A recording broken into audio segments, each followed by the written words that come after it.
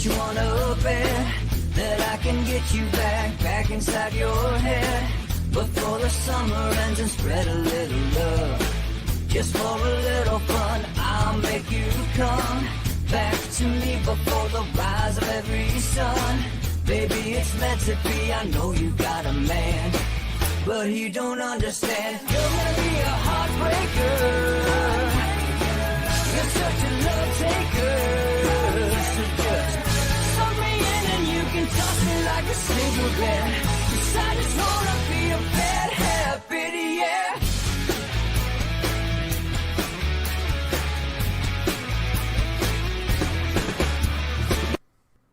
Welcome to Inside the Numbers with the People's Pundit. And now here's your host, Rich Barris. Inside the Numbers, folks, with the People's Pundit. I am your host, Rich Barris, the People's Pundit, right? So, sorry for the late start. We will have there's so much going on today. So, the 1:30 time frame, we're going to cut it off and head over to Charlie Kirk, okay? And then we'll probably wind up doing something, it's Wednesday. So we'll probably wind up doing something maybe tomorrow on locals, because I had some polling I really wanted to do, but I wanted to show you, but I can't show you yet. But tonight we have Desantis' announcement. Let him announce, and then we'll get into it tomorrow because it'll be relevant tomorrow. Got to get in this Twitter thing, how he's going to announce. Also, Elon Musk essentially lending Twitter to Ron DeSantis, which I know Elon may be a little bit new to this, but I will tell you, nobody who's polling at like 18% gets people to respond to tweets they don't like within like a half a second, all in concert. So you better be ready there, because better be careful. Somebody, look, when you're running. If things like you're doing something wrong, when you run for president, you get the watchful eye of authorities. All right. So if you're not careful and you do something stupid, by the time you're not running for president anymore, or in Donald Trump's case, you could even have been the president-elect and then taken office as the duly elected president, and they're still investigating. So just keep in mind that, because I think that's something we're going to be talking about in the future a little bit. All right. Secondly, I didn't get to Bakhmut yesterday, and I want to read an article, as much as it's lengthy, so as much as I can on it, from somebody on our locals page, which I didn't tell him I was going to do, but it's such a fantastic article. He's part of the book club, and he has taken notes. I read that the other day, Dan, and I was like, this is why I wanted to do a book club. Because so thoughtful, really super insightful, and I think everybody would benefit from it if I read it. Because I was going to do a segment on,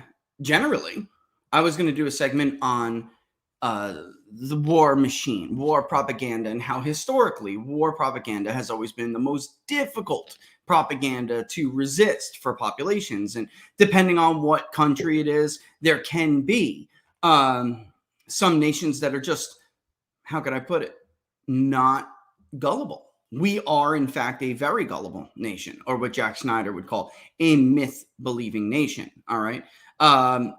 Not everyone is. And there is, without a doubt, the most egregious examples of false war propaganda when it comes to, there it is, the war in Ukraine. And it's sad, because what does it mean? It means it leads to, thousands and thousands, then even potentially millions and millions of deaths. The conflict in Bakhmut is the bloodiest war of the century, bloodiest battle of the century so far, even worse than Fallujah. And that, one can argue, was all for nothing. All for nothing. Because the inevitable was the inevitable, and people were being lied to. And the outcome was going to be the same, whether those young boys gave their lives or not. The older I get, folks, the more I hate war. When I was young and 9/11 happened, I'm like, I'm just going to volunteer for the 18 X-ray program, and I'm going to go get me some terrorists. I was gung-ho. And frankly, the prospect of that never bothered me at all. I've always been an adrenaline junkie. I've always been a bit of a bad boy. And I've always had, I had when I was still coming up, I had a sergeant who used to think it was hilarious. But, he'd be like, yeah, all right, you're right. Fine. I prefer bullets whizzing past my head anyway. It reminds me I'm alive, and everyone used to think that stuff is funny. Maybe just as you get older. So I didn't mind the prospect of fighting and joining up to fight. Now, there obviously never got to see anything like Bakhmut. No, nobody has. Not many people have in this century. And it's not something I would, now that I'm older, I would look back and even be proud of anymore at this point. The war, most of it was a lie. And now here we are. Most of it meaning, obviously, when we were attacked on 9/11, going to get the terrorists from Al-Qaeda, the reason why myself and so many others in that time period wanted to join and wanted to serve. But then it turned into something else. It turned into, oh, by the way, when you're done training, you'll be diverted to Iraq probably. And it's like, what? And I don't think I would have even have been, I don't know the word. I'm trying to walk Treadley here because you should always be proud to serve with your battle buddies. But I kind of feel like Iraq is more akin to Vietnam than it ever could be akin to being proud of your service in World War II or something. Not me. So maybe I dodged a bullet, Maybe I dodged the real bullet, right? Amen. So, okay. But we'll get back to that. Man, the Republicans in Texas are driving Democrats and the media crazy, nuts. They're losing it, man. Losing it. You got the chaplain program, which is basically allowing, and they say unlicensed chaplain. Okay. I didn't know you, honestly, there's a lot of grifters and, BSers out there, but I don't think God, I understand the point of being a licensed chaplain. I'm just saying that I don't think you need a license for God to recognize you. I don't know. It's just a bit of a weird standard to me. It doesn't really make sense with my beliefs, although I understand some kind of regulation of, what's the snake oil salesman, right?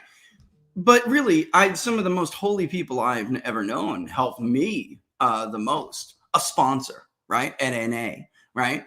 They could be the most wise and righteous people and never have any state decreed authority, but whatever. But I don't know why the left's hung up on that. What they're really hung up on is that one of them on Twitter literally said this is indoctrination, that our children will be allowed to have uncertified religious chaplains instead of counselors in the K through 12.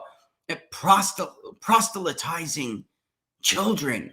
These are the same people who have no problem grooming children, no problem sticking, them in a room with how can I put this? A disgusting, it doesn't matter if you're hetero, homosexual, exposing children to a disgusting sexual entertainment. They have no problem with that. But they have a problem with a child having the ability to reach out to a person of faith for guidance. Are you aware, no lie, just the fact that you even call yourself no lie is you're lying. Are you aware that the state of Massachusetts was essentially run, the public education system in the state of Massachusetts was essentially run by the Congregationalist Church until like the 19th century, the mid 19th century? Like Puritans, like the ancestors of Puritans. This is crazy. I don't understand what they're so upset about. Anyway, it's a little bit hypocritical. You have no problem grooming and indoctrinating children in your beliefs. Let's get real. Not only do you not have a problem with it, but you in fact have relied on it for decades to get your elected officials in office. You've been using it, playing the long game, and now you're mad this is happening. Another one they're really mad about is, and by the way, what's all going on here is that there's a budget. Well, it's not even a budget battle. There's a budget fight in Texas. It really has some lines drawn. We're going to look at his statement in a bit. Ken Paxton is actually called on. I'll give you the whole inside story, which I just got earlier. He's called on the speaker to resign. And I did not know. I'll tell you this, though. Democrats don't deal with this in their states. They don't deal with this kind of betrayal of their own and this kind of like, there's no blue state that's run state legislature, Democratic speaker, where the Democrat is like palling around with the Republicans to screw over their own party and voters to get things through the legislature. That does not happen in blue states. Only Democrats do this to themselves. Only Democrats. All right. I mean, only Republicans, do this to themselves. This one is one that really has them in a tizzy, I got to tell you, because it's about elections. Texas Republicans target the state's largest city with voting restrictions. Hang on, give me 1 second. I have not had my coffee.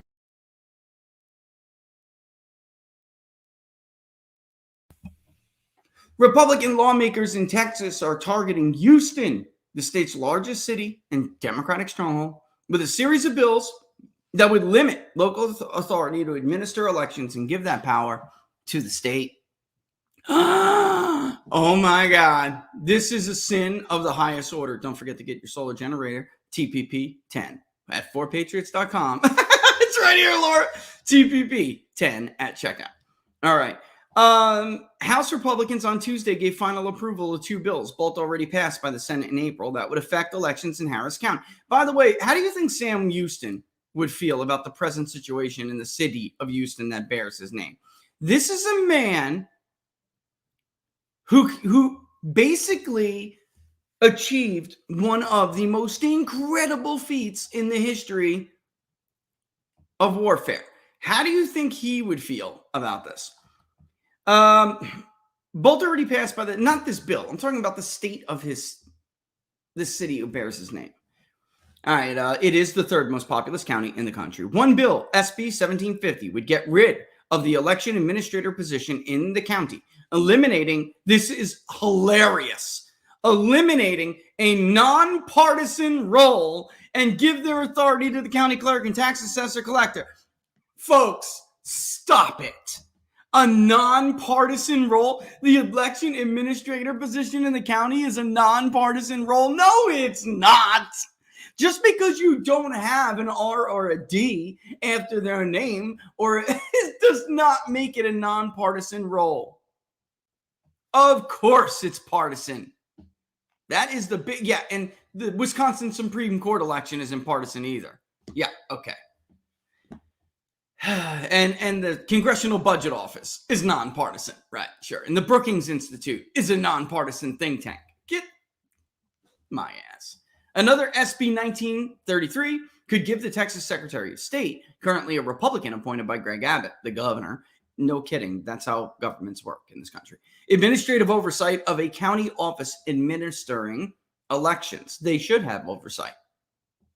Look, in Florida, right? And even now, and to some extent, in North Carolina, moving that way. But in Florida, there's very much the same system in Georgia, although it's totally corrupted. You are separated as a supervisor of elections. You are separated from you're doing the day-to-day, and it's your job, your duty to, for instance, clean the voter rolls, right? To maintain credible voter rolls, which they are not. It is your job to do that. But you still are under the Secretary of State, and they do have a certain level of authority, as we all remember in Bush v. Gore. And then, by the way, the election reforms that were put into place after. You're not just this entity in your own right. Because if you are, then what happens is what we saw in Wisconsin, for instance, where people in this equivalent role decided that they were going to take to their Facebook accounts and tell people that COVID is indeed a legitimate reason to declare indefinitely confined status, which does not require a signature verification procedure. It allows the Secretary of State to investigate election irregularities. if prompted by a complaint, and allows them to remove a county election official if the Secretary of State, quote, has good cause to believe that a recurring pattern of problems with election administration or voter registration exists in the county. Well, why the hell didn't they have this authority before? What is the left flipping out over? I'll tell you, Brenda Snipes. Hell, Linda in neighboring pond. Indeed, excuse me. Ron DeSantis removed Brenda Snipes. Had he not removed Brenda Snipes, do you think the margin in Broward County in 2020 would have been the same as it was in 2018, for that matter? Does anybody seriously believe that the Republican share of the vote in Broward County just soared immediately after Brenda was removed? Like coincidentally? Is anybody that naive? Brenda Snipes exhibited a repeated pattern of, at the very least, failure. There are very, very clear rules when it comes to times that you must report, not results, but the quantity that you have in different vote categories, such as election day vote, vote by mail, early in person. And she just ignored these deadlines all the time. And there was constant suspicion over whether there were, in fact, irregularities in her county. Texas does not have the governor of Texas at this moment does not have the authority that, for instance, a governor in Florida has. Why would you not want them to have that authority? They're not saying they can be removed for any reason. Brenda Snipes was removed for failure to do her duties. This is saying if there is good cause to believe that a recurring pattern of problems with election administration or voter registration exists. They're not saying because the governor doesn't like them, or the governor is a different party than them, or the governor has different political views than them, or the governor, whatever, wants to sleep with their wife, whatever. They must have good cause. The problem with the left, that the left really has with this, is that they don't believe, many of them simply do not believe in elected government. Folks, don't give me this. It's not a partisan statement. That is an objective statement. They don't believe in elected representative government. The current defense secretary doesn't believe in civilian control of a military, a foundational principle. For those of you in our current book club, you know that our founders were terrified of standing armies. That's why they gave civilian control over the military. Standing armies meant the end of liberty. Well, Democrats like permanent bureaucracy. Democrats like unaccountable bureaucrats. Democrats want to get into the government and do whatever the F they want without having to answer to anyone, including the governor or the president. They like positions like special counselor Robert Mueller, who's above the elected executive in the country, who's a boss of the executive branch. They don't like that crap. They need a bureaucrat to be above that elected representative. They don't believe in the wisdom of the sovereign voter. You don't like how the governor is removing some county officials that he believes is not conducting their duties in the prosecution of an election? Guess what? Vote him out next election. The House amended the second bill this week to apply only to counties with more than 4 million people, which is currently just Harris County. Changes must be approved by the Senate before the bill can head to Abbott's desk and become law. That's the one issue I'll tell you I have with the bill. I've heard the other side of this, playing devil's advocate. It should apply to every single county. And I'm not sure if this is going to hold up to legal scrutiny. I'm not a lawyer. And I get the other side of the argument. I just don't think it smells like it passes the equal protection. I don't know. Again, I'm not a lawyer. It just sounds like arbitrary application. Harris County is the county that they've had these certain issues with already. So I get it. I hear you. But you should have, in Florida, it's everyone.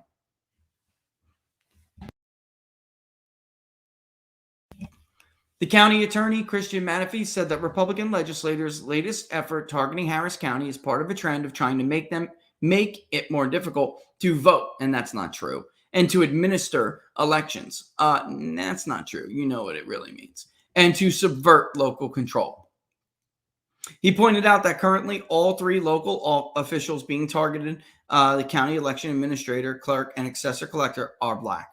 Folks, are you serious? Are you serious? Whether or not you're black, white, Asian, Hispanic should not really have any,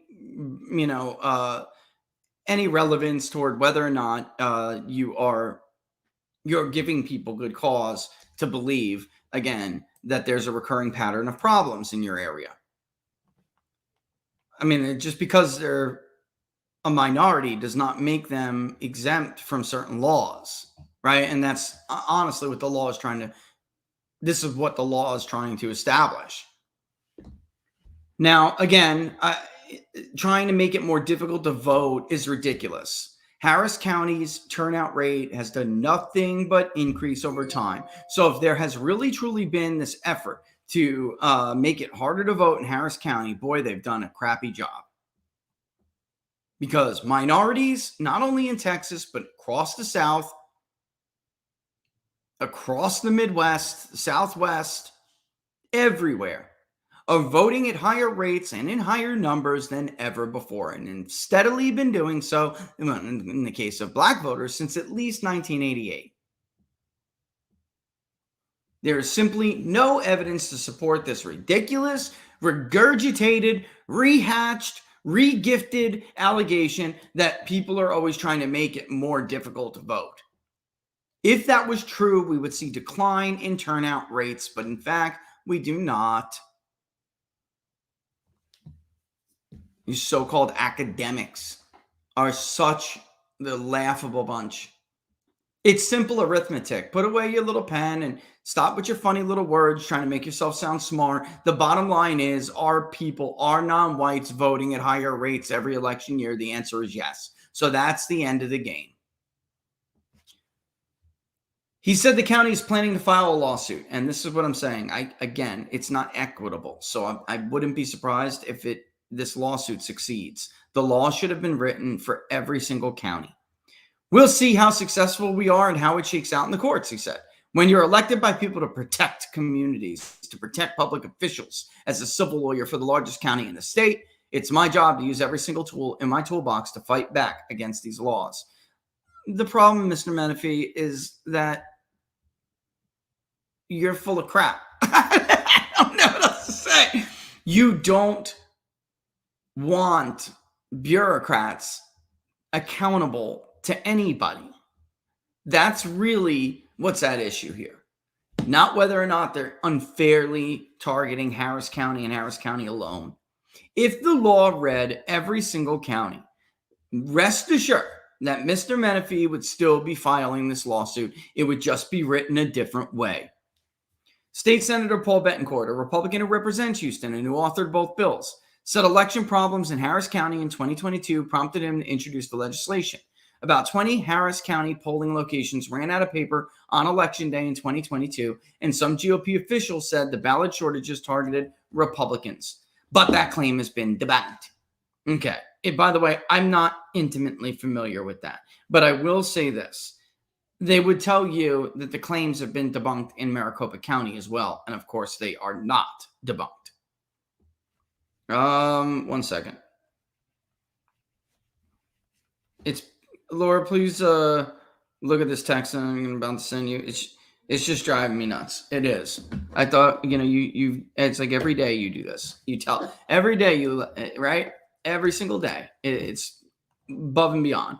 Daniel Griffin, a senior policy director at the nonpartisan organization Secure Democracy USA, said a small group of lawmakers had taken innocuous, unintentional mistakes and administrative issues, which happen during every election across the country, and tried to turn them into a baseless conspiracy that warrants election integrity legislation.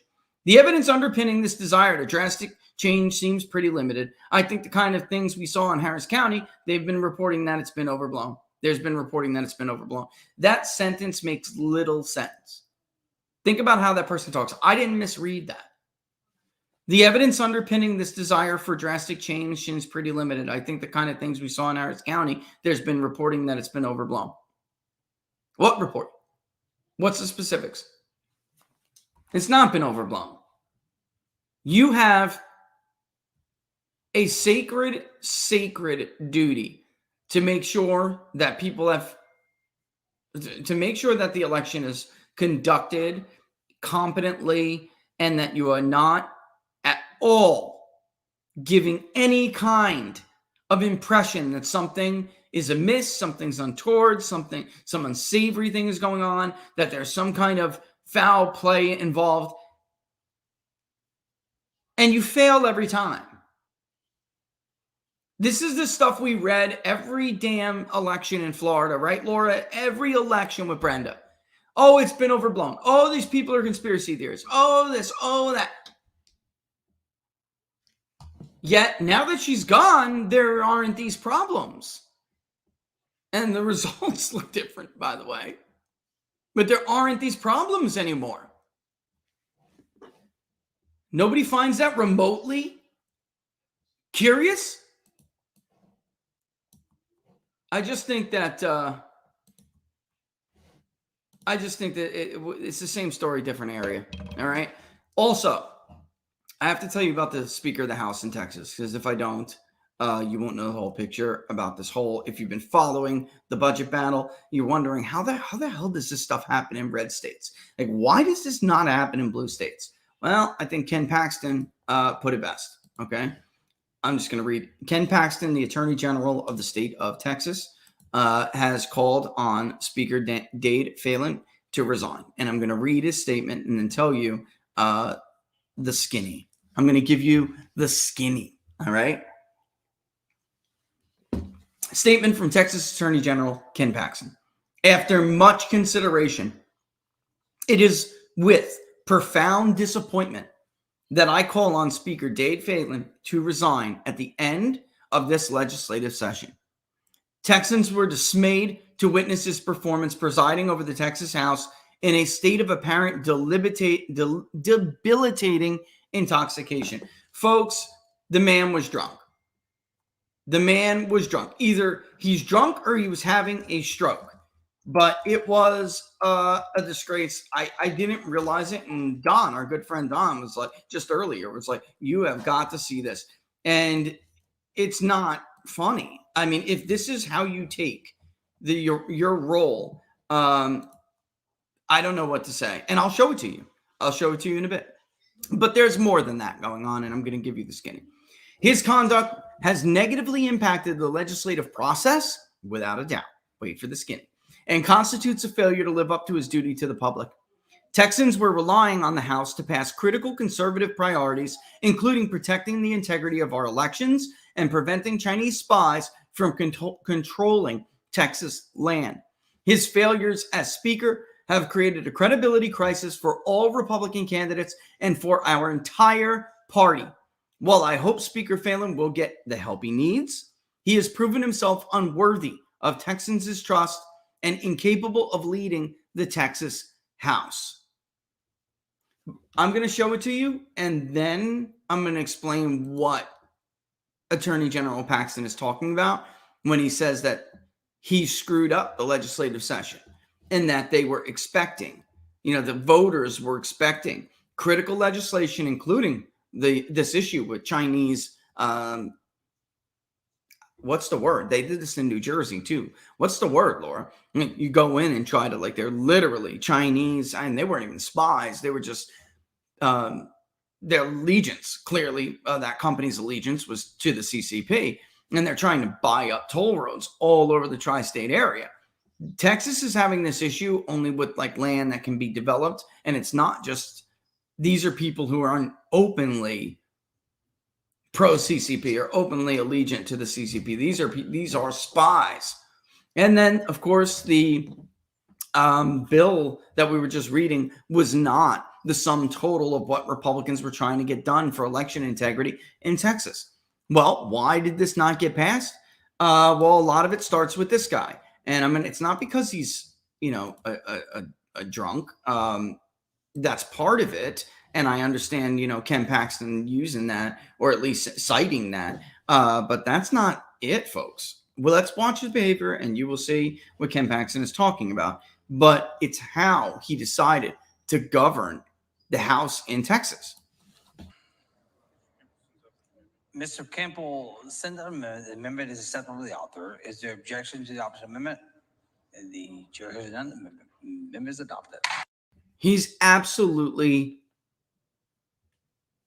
incoherent. Laura, you think this is drugs or you think this is alcohol? What the hell did I look like 20 years ago? I'm serious. Did I ever do this? My God. I hope not, baby. If I did, I am so sorry. But this is really bad. It's not even over. It's not even over. It looks like a combination of somebody is drinking while on meds. Somebody's drinking while on like barbiturates or something, Yeah, like Xanax or Valium. Yeah, Or that, or opiates, yeah. And maybe you popped too many somas or something and then had like a It's a hot mess. couple scotches Yeah. and ended up like this. I mean, it's not. This is a disgrace to government. But we are run by idiots on both sides of the aisle, folks. I think it's time the American people really understand. Like that moron that Dave played on his show the other day, Viva. We love trans people. We need trans people. We love I mean, you have one side that like, this, you get this. And you have the others who are just seriously mentally disturbed. They don't need substances to be mentally ill. They are, and they don't need substances to put on public displays that make them look mentally ill because they do it all on their own without it. But yeah, it goes on, and I'll play it again so you can hear it because I know it's low. Let me make sure the volume's up for you guys. Yeah, let's do this.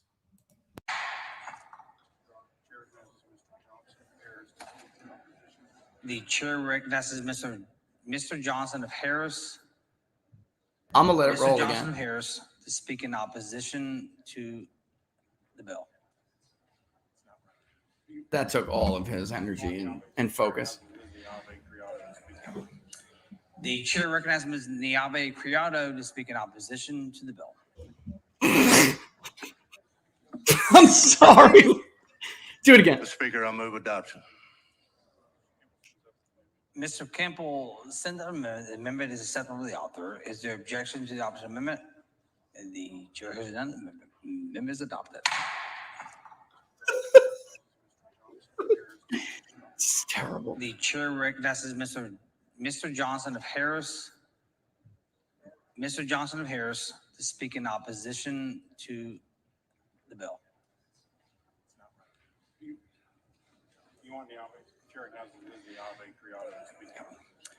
The chair recognizes Ms. Niave Criado to speak in opposition to the bill. Bro, go to rehab. Go check yourself in, bro. Check yourself in. This is not good.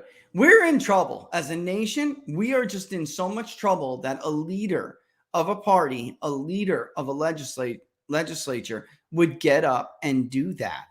Go ahead, Laura. Go ahead. I was just saying Amy Winehouse may be his theme song. So. This is and I know I'm no good, right? I mean, this is check yourself in, man. Check do yourself and everybody, your family, a favor because you've got to have. In all seriousness, I'm going to be because I am serious about this. You've got to be in the throes of active addiction to something, to do something, to be that brazen. Like you were not out with your friends and then somebody called to order a session and you're like, oh my God, I'm a little plastered. I'm going to have to go back to the house now and do this. Now, understand that this has been a fight. The budget has been a fight. And Joel Pelosi was a drunk too. She drank White Russians all the time. Absolutely. This is what I'm talking about. Joel, we got a problem, Joel. We have a serious problem. And it's like nobody, and all these major issues, like General Paxton saying these issues, he said the Texans were relying on the House to pass critical conservative priorities, including protecting the integrity of our elections and preventing Chinese spies from controlling Texas land. And his behavior has now created a credibility crisis for all Republican candidates and for our entire party. This guy's got to go. Number one, he's got to go to rehab. to make himself, he's got to go to rehab to get the help he needs. And secondly, he's got to go because he just made the Republican Party look awful. Awful. And I understand Pelosi would do it all the time. Absolutely. Pelosi, definitely. So was Speaker Boehner, by the way. That guy was, look, he came from, he was like I think his family owned a bar in Ohio or something, which is super cool, you know? But the man drank all the time. When he was stabbing you, Republicans who are watching, when he was stabbing you in the back, hanging out with Barack Obama, you know how Obama got him to get him everything he wanted all the time? Not kidding. He knew what porch John Boehner liked. I mean, John, believe me, Boehner came a long way, folks, from the bar in Ohio. What's on tap? You know, he came a long way by the time he was Speaker of the House, rubbing elbows and butt buddy with Barack Obama. That man was drinking like $100 ports in little glasses, talking about how he was going to screw you over during debt ceiling negotiations. Oh, I hate those damn conservatives. Those crazy conservatives, Brock. I understand. Can I get a little more? Thank you. Yeah. So this is what we're going to do. We're going to screw them. We're going to screw them over. Don't worry. I'm going to force them right out. We're going to get to cloture. We're going to ram cloture right there on that. No wonder this country's in trouble.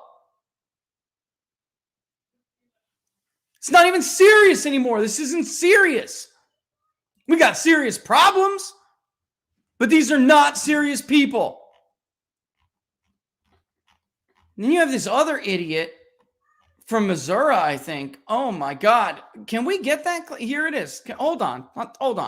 I'm going to actually share this. Hold on one second. We're doing this. Absolutely, we're doing this. Is it on? Yeah, we are. You have Republicans, Speaker of the Houses, going to the Texas, in front of the Texas legislature, and now it sounds like I've been whatever he's on, right? And then you have leftists like this. If you haven't seen this, and maybe a lot of you have, but you got to see this. God bless Viva for fun. I mean, I don't know. He thought it was a deep fake. He's like, he really did. For days, he was like, this is a deep fake. It's not a deep fake. Roll it. Trans people belong here. We need trans people. We love trans people. Trans people belong here. We need trans people. We love trans people. Trans people belong here. We need trans people. We love trans people. Trans people belong here. We need trans people. We love trans people. Trans people belong here. We need trans people. We love trans people. Trans people belong here. We need trans people. We love trans people. Trans people belong here. We need trans people. We love trans people. Trans people belong here. We need trans people. We love trans people. You matter. You matter. And I am fighting for you. And I will not stop. I will not stop today. I will not stop tomorrow. You are loved. You matter. You belong here. She missed her Valium. She missed that dose. This is what I'm talking about. We pump ourselves with these, man, I'm starting to sound like Alex Jones or something. We pump ourselves with these pharmaceuticals for 40 years. We're coming out of the generation of the flower power. It's what the hell did you think was going to happen? We are not up for these challenges. This is like the grown-ups better get control because this plane is going down. It's going down fast. By the way, the coveted, educated, suburban white woman. Okay? My God. I'm not sure that Republicans, I'm not sure they're going to win her vote. And the only reason why they haven't is because of Donald Trump. I'm not quite sure that's the problem here. I'm okay with not winning that one. Oh my God, Laura, do you even want to be associated with that one? This is a sick person. She's a state senator. It's unbelievable. Unbelievable. From Nebraska. By the way, the same state that had a Democrat. She's a state senator. Same state who had a Democrat. When Steve Scalise was shot by some nutcase who thought that he was a traitor, he was enabling a traitor in the White House because that's what the media and the Democrats told him. Same state, same state Democratic Party that produced the guy that said, I wish he died, effing died. What are you doing out there in Nebraska? Nebraska too. Calling Nebraska too, right? I mean, yeah, it's slipping because Donald Trump wants less immigration. That's why they're losing those areas. Sure. I mean, it's just, I don't need the Walmart golem. Oh my God. Oh, I can't remember what did Dave said. He said, like, Alex Stein 99 runs around and by the way, this is a funny dude. I've met him. Funny dude. But he's not crazy, Alex. He's showing you how ridiculous, like really just how like absurd and unserious all of these people are. And so he does these outrageous things because in truth, what's the difference? That's the point he's making. Outrageous and absurd? What are you talking? We do this every day. This is who these people are. He couldn't have put up a spectacle, a display to rival that. Point made. Alex Stein, 99, point made. Holy hell. What are your thoughts, by the way, on folks? Send them to me. What are your thoughts? Because I'm going to try to get through. I want to do this. I have to take a break, but when we come back, I want to do this. I already subscribed, didn't I? I thought I did. Yeah, I did. So, yeah, I want to come back and I want to get to this article on Ukraine. So, what do you think about DeSantis using Twitter to do this? I got to be honest with you before we take this break. I got to say this.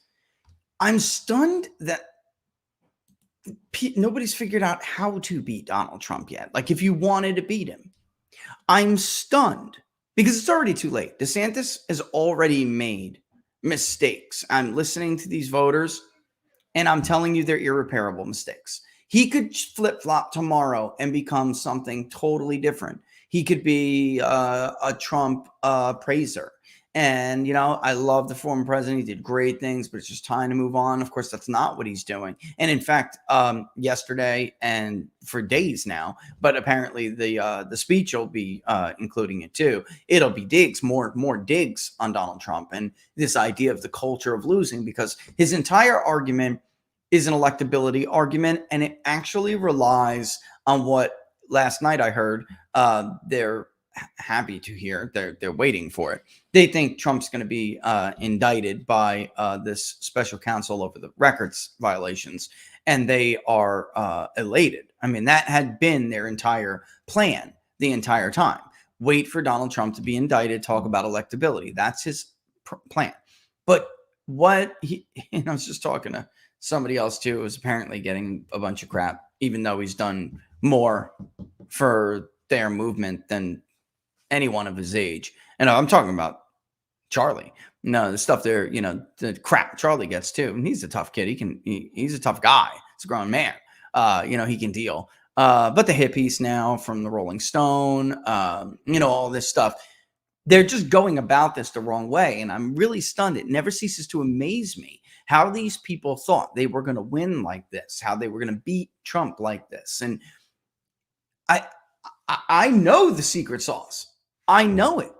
But at this point, I don't think I'd sell it for $1 billion. I don't think I would. Because if you can't figure it out on your own, then you don't deserve it. Because I'm not sure what you're going to do with it when you get it. Like, so if you were to be with it, right, and then you get the power, I'm not sure I trust you with that power. So you can't have it. Even for $1 billion. I'll die with it. Or I'll tell it when it's irrelevant. But to me, it's so obvious. It's so obvious. And yet all these so-called super smart people, and I love you, Mike, but Cerno on Twitter, like, us DeSantis people are much smarter than Trumpers, Really? Because I just got out of a really wealthy, educated district in Texas, and Trump is actually ahead with 4-year college to grads. and actually 2 points ahead with post-grads. So I don't know what the hell you're talking about at this point. They swing 2. Maybe that won't stay that way, but that's the way it is now. And has a 71 to 14 point lead with non-college voters. 71 to 14. I never thought we would even see. Huge sample too, right, Laura? Huge sample. The secret is in a question we asked in the poll. Not the secret on how to beat him. I'm not talking about it. The secret of why this race is getting away from everybody and is headed more still in Donald Trump's direction. It's right there in the poll. And you're going to see it soon, I promise, but it's right there. And I just honestly don't know what some of these people are thinking. But I will say this, because I got 2 phone calls in the last 48 hours. I don't think you can run for 6 months, attack, and then drop out, even if you emphatically, full-throatedly support the guy. Maybe he'll forgive, even if he forgives you, or even if he reconciles, not forgives, but even if he reconciles with you and says, good, for the good of the country, let's move forward. I don't know that you can repair the damage that you've done to yourself with these voters. I don't think so. And even if something happens and they put the guy behind bars and he can't run, he can't. You need every single one of them to win. Jack Posobiec tweeted before, he's 100% correct. I've never seen anybody run for president who was actively attacking the base and didn't want the base. I've never seen this before. Unbelievable. All right, so let's take a real quick break, and when we come back, we'll talk more about Ukraine. But again, let me hear your thoughts. What do you think about this? What do you think about Elon Musk lending Twitter to Ron DeSantis for this announcement? Let me know. All right, and first of all, what do you think about it in general? But also, think it's going to have any impact? Think it's going to matter? All right, we'll talk more about it when we get back from break. Look, folks, authorities fear that extremists are targeting the U.S. power grid. That's according to Time magazine, not us, not Breitbart, not Fox News. If just 9 key substations go down, it could knock out power across the country for up to 18 months. That's why you need a solar generator. The new Patriot Power 2000X is portable, but it's powerful enough for your phones, medical devices, even your refrigerator. And right now, you can go to 4patriots.com and get one for 10% if you use the code TPP10 at checkout. This code, of course, is for your first purchase. Yeah, it's 4patriots.com. Use the promo code TPP10 at checkout to get your Patriot Power generator today. And that new one is the Patriot Power Generator 2000X. And in all honesty, folks, you don't even have to, your fear shouldn't even be whether terrorists or other extremists are targeting power grids. When you look at these leaders putting on the most irrational displays, intoxicated in front of a legislative session, forget about extremists. You need a generator because this country's going to hell in a handbasket. Let's take a look at our friends at Jam and Bean, shall we? Got the report this month. Super stoked. So many of you have signed up to Jam and Bean. These are, like I said, this is a country run by great patriots, took a lot of crap and fought back against the COVID tyranny. And you helping them it means a lot, because it means that you're going to reward people who didn't just sit there and take it, but instead took a stand. But now that you have, I get all this feedback about how good the product is, and I knew that, and I'm glad that you guys got a chance to. The coffee is just absolutely fantastic. The popcorn, I love it. I'm practically addicted to it. The maple syrup, I haven't gotten a chance to try yet, but I got it. In fact, Laura, you buy it? Can you toss it to me so I could show it? I forgot. I bought myself little pancakes to dip them in, to try it, right? Those like mini pancakes, my son loves them too, but they're really good. And I was like, you know what? That's because I don't want a whole lot. I want to try the syrup with something, and I don't want something to overpower the syrup, So it's on. It's on. Oh, you mean is it off? No, the thing's on it right now. Here, pop it to me. You can throw it. I'll catch it. It's glass. It is glass, and it's a beautiful jar. Presentation is gorgeous. Hold on, let me take this down for a hot second. The presentation is gorgeous. Look at this. I can't wait. Should I try it now? You get sticky though. Maple syrup's really sticky. Oh, it looks delicious, pure, natural, and it's golden. They call it golden. It's not dark brown like some of those. And I like dark brown maples, but sometimes a little bit too much for me. This looks like heaven in a bottle, right? It does. Oh, hell with it. Let's do it. Let's pop it. I'm going to try it. Ooh. Oh, my. Oh, my.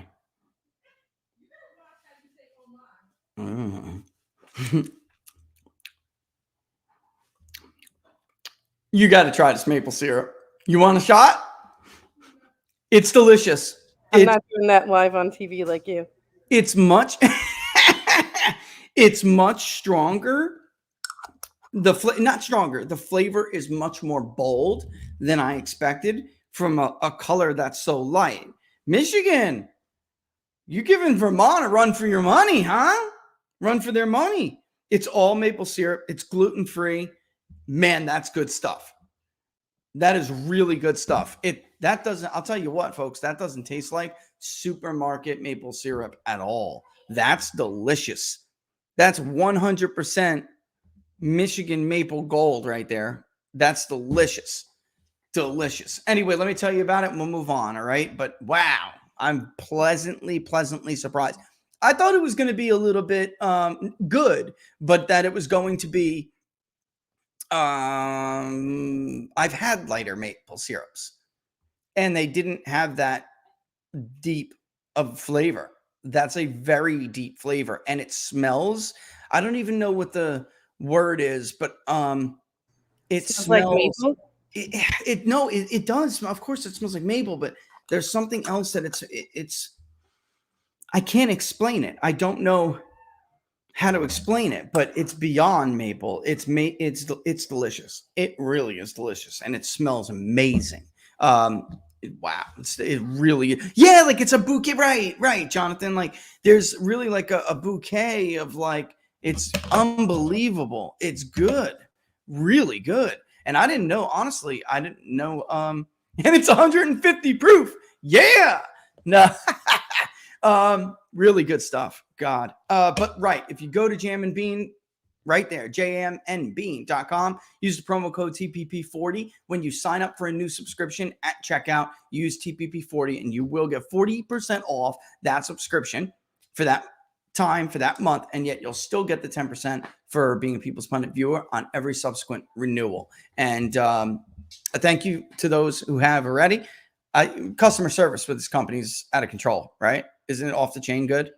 Off the chain good. Yeah, because most people don't get amazing out of control. That's amazing out of control. Right. Off the chain good.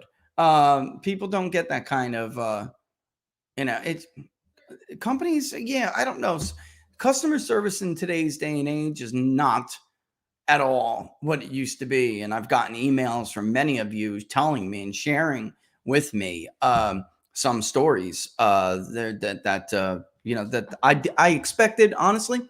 I expected nothing less from those guys. Great guys, great patriots, great product. jamandbean.com. All right, let's get to Ukraine. Wow. It's like I want some pancakes after this. All right. I hope he doesn't mind, but I'm going to go ahead and share his article, which he wrote on his Substack, right? And I hope he doesn't care because it was fantastic.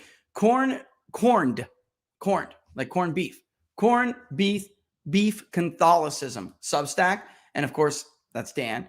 Fantastic job. And it's long, but I think that it's absolutely worth reading a bunch of it here to get before I get into my own thoughts about what why. I mean, but Dan does such a great job getting us, like taking us throughout really the year and the things that we heard, not the whole time, but where we are now has to be seen in a certain context.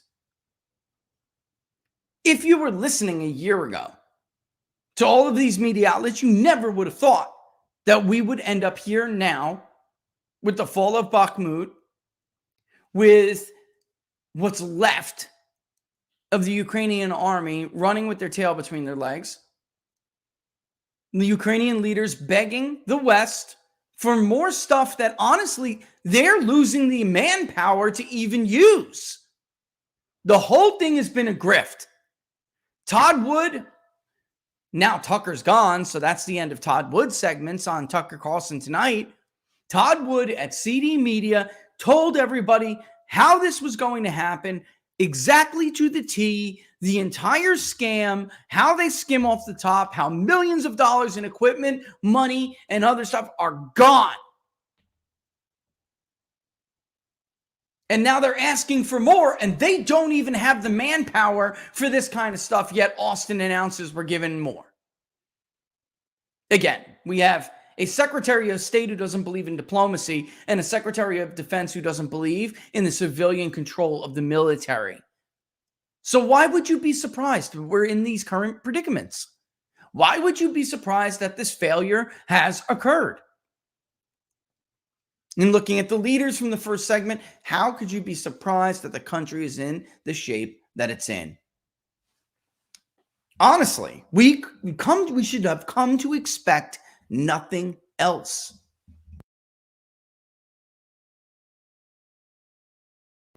A key pivot point, Dan Flaherty. Key pivot point in the Russia-Ukraine war. Barnes loved this, by the way. The fall of an important city to Russia puts the United States at a crossroads point. At a crossroads point in this dangerous war. Sadly, we appear committed to moving even faster down the wrong path. The city of Bakhmut has been a key flashpoint in the Russia-Ukraine war, with fighting having gone on over at least several weeks. The past weekend, it was confirmed by both sides that Russia has taken the city. This is a military victory with big strategic implications and has significant takeaways, not the least of which is Bakhmut's position as a transportation hub to other vital locations within the eastern part of Ukraine. So this downplaying of the fall of Bakhmut when they said that, if anything, it's symbolic. No, it's more than symbolic. It is symbolic because they made it symbolic. But it is absolutely a major defeat for the Ukrainian army, which is why they sacrificed unnecessarily, unneedlessly, so many young boys for this. Corporate media in the West, defined as anything that includes Fox, CNN, MSNBC, the New York Times, and the Washington Post, all of whose narratives weave into your local news broadcast. Dan, 100%. Never forget that. Everyone trusts local news so much, but never forget that the gray lady and cable news most definitely set the tone for how these stories are going to be covered, especially big national stories, and then they are woven into your local news broadcasts. Corporate media is attempting to insist that Bakhmut really isn't strategically significant. Of course, these same outlets were saying just a week ago that Ukraine was on the verge of winning. Draw from that what you will. The direction of U.S. policy. The real question is, where does the United States go from here? We've poured billions of dollars in military equipment into Ukraine. According to whistleblowers' reports, we have more of our own military personnel committed to this fight than the public is being led to believe. That's so important. In other words, the United States is in what is, at least for now, a limited war with Russia. Bingo! Ukraine never had the ability to win this war without Western boots on the ground. And I think it was a year ago, I told you I knew people at Bragg that were gearing up to go. So they tell you they're these advisors, and Joe Ken and I are on here telling you a year ago, that's a Green Beret, an advisor, a consultant. That's a Green Beret's job, an ODA, an Operation Detachment Alpha, an A team. Their job is to go with the indigenous population and advise them and then fight alongside them. So it was always a lie that there were never any boots on the ground. U.S. boots on the ground? Of course there were. Still, will the U.S. respond to the fall of Bakhmut by dealing with reality and negotiating a peace agreement? The policy of the U.S. government has been to effectively ban Ukraine from going to the bargaining table and instead just keep pouring money, weapons, and human beings into this territorial war rooted in ancient ethnic rivalries. Dan is spitting just too much fact here for people to deal with on a national scale, like in our national discourse. The discourse cannot be this sophisticated, and that is a tragedy. We're reading the ideological origins of the American Revolution right now. The depth of the discussion over the revolution in this early republic and colonies, and then later the early republic, how they debated what direction we were going to go, the system of government, everything, just the national discourse through the pamphleteer specifically, but even later when we got to party media and papers, you know what now, by the way, the New York Post, right? The New York Times, it was actually flip-flopped. The New York Times was actually a Republican, the early predecessor of it, actually argued in favor of a more Republican, less central government. The New York Post, its predecessor, was actually more of a federalist argument. But anyway, I'm getting sidetracked. The depth of the argument was so much deeper. And now we just skim the top, skim the top of the foam and, deal with platitudes and BS and catchphrases and propaganda. Or will the U.S. decide that now is a good time to double down, to decide that the only reason the Russians took Bakhmut was that we weren't committed enough? Doing the latter against a country with a huge cache of nuclear weapons for a piece of land that has literally no impact on anyone in the United States, and for a cause that even the Ukrainian people themselves are fleeing from. Forced conscriptions of teenagers are the order of the day in Ukraine, would seem like an insane thing to do. Naturally, the latter is exactly what the U.S. government and whomever is in charge of it will be doing. I already did this. Let me just type my, whoop, you don't want to see this. But I already did. Signed right up. You should sign up too, by the way. cornedbeefcatholicism.substack.com.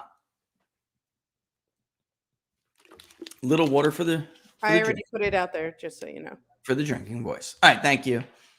What's more, U.S. diplomacy is built around preparing the public for a long, drawn-out war, one where lots of money will be spent. The policy of the United States government is going to make some people very rich.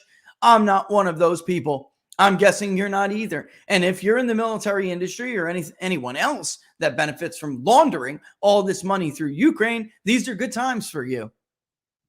By the way, who would really screw up their good time? Not Ron DeSantis. Let's be real. I mean, at some point, pro-DeSantis people are going to have to acknowledge why they're falling in the polls instead of attacking the pollster for saying it. The major first misstep he made was Ukraine. Don't you find it funny that Rupert Murdoch, who gave Ron DeSantis $10 million, don't you find it funny that Rupert Murdoch yanked Tucker Carlson off the air, ladies and gentlemen? Do the math. I don't care who you vote for. I'm just telling you, don't be a sucker. Do the math. Lest anyone think the charge of money laundering is too harsh. No, it's not. And Todd Wood will lay it out in detail. But he can't do that anymore because Tucker's gone. A small minority of Republicans, from Marjorie Taylor Greene from Georgia, Matt Gaetz, Florida, in the House, to Josh Hawley, Missouri, in the Senate, have been trying to get Congress to commit to a simple audit of the money spent in Ukraine, on Ukraine. No one will get on board. Yep, your elected representatives are not even interested in whether your tax dollars are going where it's alleged they are going. Nothing suspicious about that. Nor is there anything suspicious about the fact that the tiny cadre of Republicans who do push for oversight are routinely branded as conspiracy theorists, insurrectionists, or whatever the juvenile taunt of the day is. Yes, I am convinced there is nothing suspicious at all about this, about any of this. Key takeaways. The biggest takeaway. Sorry about that. The biggest takeaway has to begin with what I alluded to at the top. that the corporate media has been telling everyone for weeks that a Russian defeat in Bakhmut was imminent, when in fact the exact opposite has happened. This represents, by my count, the 15,875th time that the corporate media apparatus has blatantly lied to the public about a subject of considerable significance, even allowing that getting the facts right through the cloud of war propaganda is more than a small challenge. It is simply lying when every single major media outlet goes from saying things like, Russia is out of bullets, Putin's health and grip on the government are failing, Ukraine is on the verge of victory, to now saying, oh, Ukraine lost, but it's really not important. But thank goodness for alternative media. For me, the work of the Duran, fantastic. The guys at the Duran, fantastic. If you don't watch that YouTube channel, if you don't follow that YouTube channel, follow the Duran. Thank goodness for alternative media. For me, the work of the Duran, a YouTube channel run by a former foreign affairs correspondent from Greece, has provided some reliable information. The guys at the Duran have been saying for weeks that Russia was going to take Bakhmut. Media consumers have a choice. They can listen to the commenters who get everything wrong while sitting in spiffy-looking studios, or they can listen to people like the Duran who get it right while sitting in their living room in front of library books. I like people who get it right. As of today, the Duran is expecting the U.S. to go ahead with the double-down strategy of pouring in more planes and pushing Ukraine to launch a heavy counteroffensive, which, of course, means a lot more human beings dead. And I got to tell you, I mean, you immediately saw Joe Biden talking about F-16s. And by the way, a year ago, Joe Biden said F-16s means war. What changed, Joe? That is listen, that's an act of war. Giving them warplanes is an act of war. That's beyond lethal assistance, folks. You're now supplying them with an air force. Even, by the way, tanks is an act of war. Oh, so is blowing up the Nord Stream pipeline. That's an act of war, too. Putin has shown remarkable restraint. Remarkable. But we're going to make him change his calculation. And eventually, if he has to spend so much just to take eastern Ukraine, he may just decide, I'll level Kiev and take everything up to it. That brings us to the implications of the Russia-Ukraine war. Whoops. Yeah, I mean, they also, right, that's what Joe was on. Laura just texted me to remind me. Do you remember when Joe Kemp was on here and trying to explain to the viewers the logistical footprint that goes in with giving warplanes? You don't just ship over F-16s. You have to train them to use it. Don't believe those fake videos where you see people saying that a Ukraine pilot learned how to fly a fighter Apache in 2 minutes because the Ukraine troops are just so sharp. You can't be that stupid. Nobody's that, well, never mind. But my audience is not that stupid. This is a monstrous effort, and it's a declaration of war.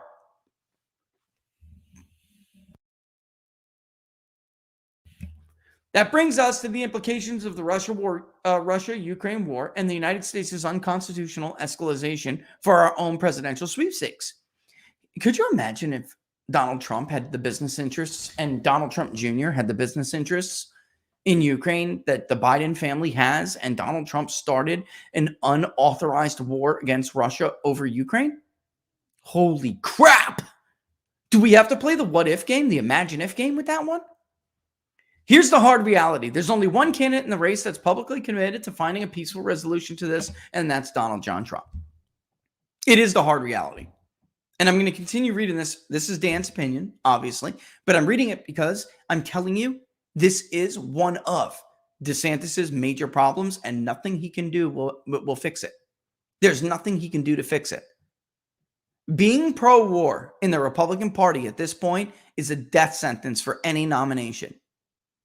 And it was the Ukraine flip-flop and stumble and bungling that led to his decline.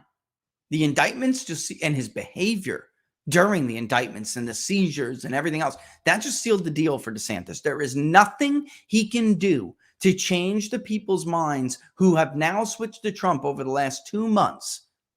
After, by the way, absolutely giving him a nice solid look. Nothing he can do to change it. Ron DeSantis needs Donald Trump in prison at this point. Here's the hard reality. There's only one candidate in the race that's publicly committed to finding a peaceful resolution to this, and it's Donald J. Trump. Who do you want to win? How the war machine manipulates the debate. As his recent New Hampshire town hall, televised on CNN, Trump's finest moment came when he was asked about this war, while the moderator attempted to goad him on with stupid questions like, who do you want to win? As though this is no more consequential than picking a team in the Stanley Cup Finals. Or is Vladimir Putin a war criminal? As though labeling someone that is anyway to get them to the peace table. Trump kept laser focused with a simple message. I think of in terms of getting it settled so we stop killing all these people. That's how you win the state of Michigan. That's how you make Minnesota closer. That's how you win Pennsylvania. That's how you win Ohio by 10 points. That's how you win Iowa by 10 points. That's how you win the state of Wisconsin. Not by saying that it's a territorial dispute and then falling over your own feet and then getting back up and saying, no, Vladimir Putin's a war criminal, and we have to stop it before the fighting, starts over here. Like right back, what they heard from Ron DeSantis after he stumbled was the same thing they heard from George W. Bush in 9/11. We got to fight them over there, so we don't fight them over here. It's the Russians. It's not Al Qaeda. I don't know how you fix this, folks. Maybe you're skeptical of Trump's vow to end the war within 24 hours, or his claim that the invasion would never have happened if you were president. To that, I would simply say this. Speculation about what would or would not happen if Trump had been president on February 24, 2022 isn't really speculative at all. We have an actual record of 4 years with Trump in office. In the years immediately preceding that, Putin took Crimea. Just over a year after Trump left, Putin took Ukraine. Saying Putin would not have invaded under Trump is really just an obvious conclusion from the historical record. I'm so proud of Dan. I'm so proud of this book club. I'm so proud of it. It's so obvious. Don't make it harder than it is. Exactly. Dan is 100% correct. The 24-hour time frame can seem like vintage Trump grandiosity. But let's not forget this. The man has a record of delivering world peace. He's the only president since World War II not to put American troops on the ground abroad. He negotiated 4 peace deals in the Middle East, including an end to the Afghanistan war, which, unfortunately, he was not able to oversee the formal withdrawal. And we know how that ended. He defeated the ISIS caliphate that was running wild in the Middle East without putting a single American soldier on the ground. If the Nobel Peace Prize were not so politicized, Trump would have multiple ones in his trophy case. And ultimately, Barack Obama, Dan, won one just for being Barack Obama. And ultimately, we know that Donald Trump understands how to negotiate. It's an art in and of itself. If someone were to write a book about it, they might call it The Art of the Deal. He spent decades in high-stakes negotiations, both at home and abroad. The fact he calls Mar-a-Lago his home tells you he does it pretty well. That's why, even though I'm not holding him to the 24-hour window, I believe Trump can resolve this in a way that won't get more people killed. And by the all-too-predictable reaction of the current U.S. regime to the fall of Bakhmut, I believe we need Trump now more than ever. I think, and that's period, the end. I think Dan, obviously very articulate and, elaborate, outlined a major problem with, and that wasn't up as I was reading. I think he outlined a major problem that anyone, not just DeSantis, anyone not named Trump is going to have. Trump has always had a record, and people aren't thinking the way I think that some of these consultants thought they were going to be thinking at this point about the 24 election. And the Harvard-Harris poll is very clear. Even now, Redfield has not been very pro-Trumpy. The Morning Consult poll, certainly not. They're very heavy Democrat, very heavy educated. So the fact that DeSantis is back down, I think, to like 16 or 17%. And Trump is now at 62 today, something like that, 61, 62. That's the primary. But if you look at the general election, it mirrors, even though they're more Democratic than we are, it mirrors the Harris poll and our poll. It mirrors others. People aren't thinking about that. Everybody else is an afterthought. They're thinking, how were things before Donald Trump left the White House? How was it during his tenure? And now where are we? And where are things at now? And that's going to be enormously difficult for anybody to break through, because you're going to have to somehow prove that they're not taking a risk on you with you.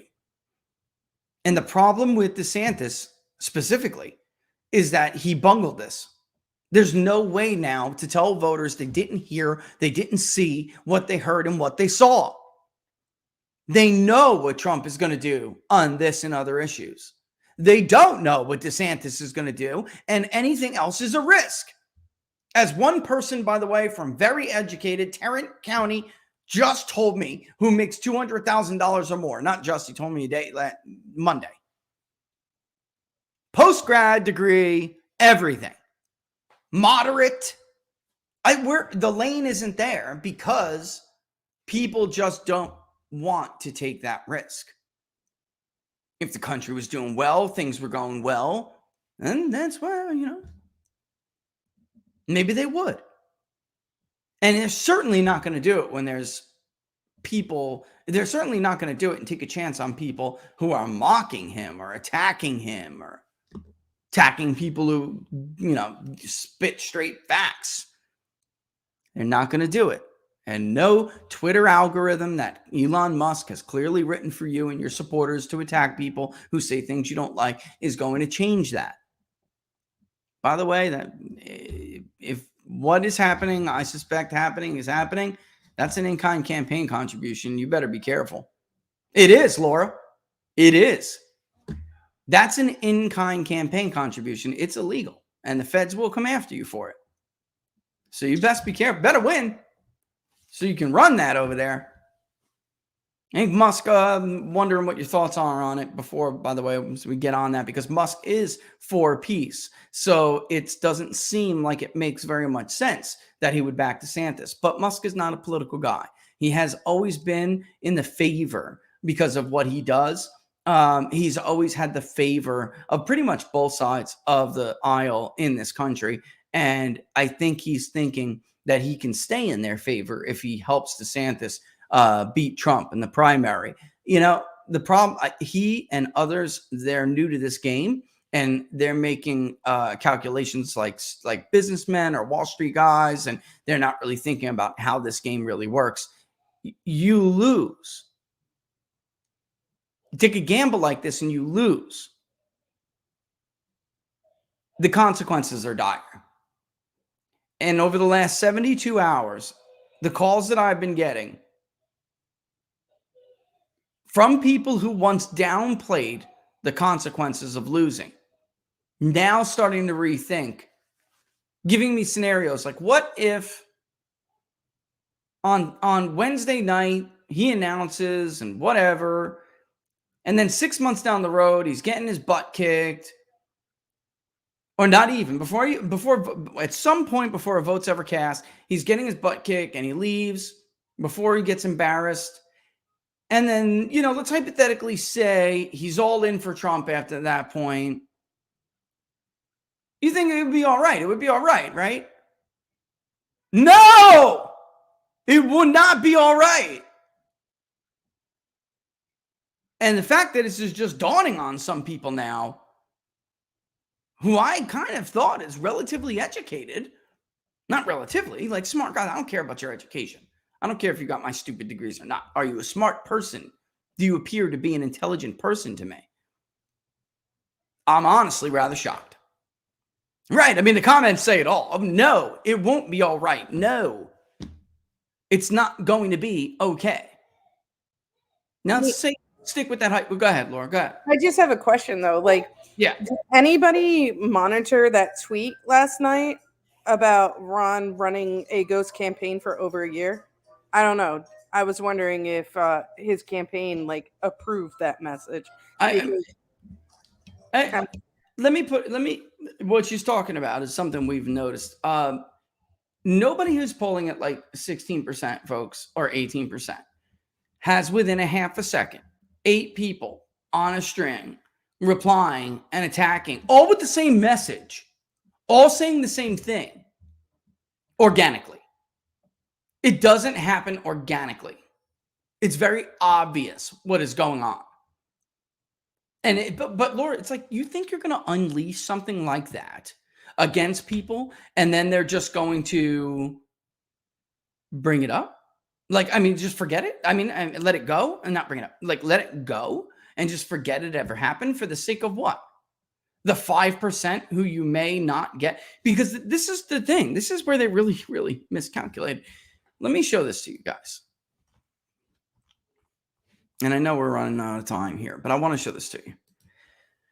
All right, because these are percentages, and maybe I never really explained to you what they break down to with the whole entire electorate. Okay, so when you're talking about 18.7 of the Trump or bust vote, almost 1 in 5 Trump voters now saying that they won't vote, you're looking at like 14 million people. You're looking at well, it depends on turnout projections, but I'm using a modest projection because I actually think 24 is going to be enormous. I do, but let's just stick with some modest projections. Let's call it 13 million, right? Maybe 13 and a half. All right. Overall of the Republican vote, you're looking at like 15% of the potential Republican vote that will not at all vote. Okay. When you're looking at DeSantis's 3%, that's 3% of his 17% share. All right. And what does that translate to with the entire electorate? It translates to about 2.6, depending on the projected electorate. That's it. That's all. I mean, the math doesn't make sense any other way. The size of that 20% with Trump is bigger than everyone else's I would not vote at all combined. Combined. Do you understand what I'm saying? Combined. We started to even add the potential crossover votes, the ones that would go to Biden. And of course, DeSantis voters are the most likely to say they would vote for Joe Biden. And I'm not talking about, hardcore Republicans. These are like moderates and independents, some independents, because Trump carries independents. So, I mean, it's like a subgroup of these independents. They don't compare as far as when you turn them into the number of votes we may be talking about. They don't compare. It's 6 million potentially compared to about 13.5 million. It's nothing. So if you take out, let me say this another way, it would still mean more votes for the Republican nominee if many of those people, in fact, ended up either not voting or voting for Biden if Trump is the nominee. It still would mean more total votes for the Republican nominee compared to if Trump is not the nominee. They were to win some of those voters, right? Even the coveted, educated suburban woman, some that would only vote. That number's not big at all compared to the Trump or bust vote. It's not. But let's just entertain it for a second. But you keep Trump's 18.7% out of the electorate because you believe them and they're not going to vote. You're looking at Mitt Romney-sized turnout, a little over Mitt Romney-sized turnout, when you know Joe Biden is going to harvest it. Let's be real, at least 80 million. It could be more. I think it's going to be more than that. It's a bloodbath. It's a bloodbath, especially in the Electoral College, because where do these 18.7? Where do they mostly reside? In the Electoral College states, the Midwest, some in the South, and in the Sun Belt. Definitely had some in New England as well, which is probably why it's like cost you Maine too. It's going to cost you Maine too. It's definitely going to cost you New Hampshire, but New Hampshire is a tough state for Republicans to win anyway. But you're not getting New Hampshire. And then you head to the Rust Belt in the Mid-Atlantic. And the Rust Belt poll told the tale. Fox News covered it the other day. I showed you on Monday. And then voters said, yeah, I think some of it is that they don't know him, but it really may be that DeSantis just doesn't have the charisma that Trump has. That's not me. That's a voter. If I was to have polled her, she would have told me flat out, or she would have told one of our agents flat out. He's not, he doesn't have the attitudinal appeal that I'm looking for. And then, of course, they'd be like, well, how the hell? She must be a member of a cult. She's a cult voter. That voter's not a cult voter, but she's very indicative of the kind of vote we're talking to every single day now. Very indicative. They just don't see the difference. No, Dan, thank you. That was an awesome article. Thank you. Everybody go to cornedbeefcatholicism.substack.com. That was an incredible article, Dan. Incredible article. I don't expect, Sydney says, realistically, how much of a bump can Ron DeSantis expect? I realistically don't think he's going to get a bump. And if he does, 5 points is generous. 10? No. Ron DeSantis is not going back to 30%. Not in any of the real polls. All right. There may be some big media polls that show he gets some kind of a little bump. But I think the New York Times, Nate Cohen, Harry Enton at CNN are right. I think he had his bump already. And the bump came from him. Look, announcing in this day and era doesn't mean a damn thing anymore. You expect a bump for Tim Scott, too. He had a pretty good announcement, except for the microphone going out. Elon Musk doing it on Twitter is not going to give any bigger of a bump. The truth is, it's already baked into the cake. Everybody knows Ron DeSantis is running. There is no duping people here. Nobody in Florida, when we polled, nobody believed that Ron DeSantis really was not running. Folks, this is just crazy. And yet still, where is it? This is what we got. His own state. And by the way, we had him 8 points higher than everybody else. The other polls have him in the 30s in his own state right now. Getting creamed. At least we had him touching 40 at 41%. They knew he's running and, in fact, think it's kind of a dick move that he's pretending like he's not. Don't forget Friday, Inside the Numbers. We got some cool special guests coming up. Trying to lock it down. And then there will be a lot more polling that we could talk about. All right, so I do have to kick rocks and get over to Charlie Kirk. Nothing but love for you. Locals and YouTube members, we'll try to do something tomorrow. I would like to do something tomorrow to kind of like react to this, but not even that, to show you some of the other polling and then explain to you in more detail why I think, to answer her question, why I think I really just don't think you're going to see it. I don't. Maybe a little bit, maybe some, but I don't see it.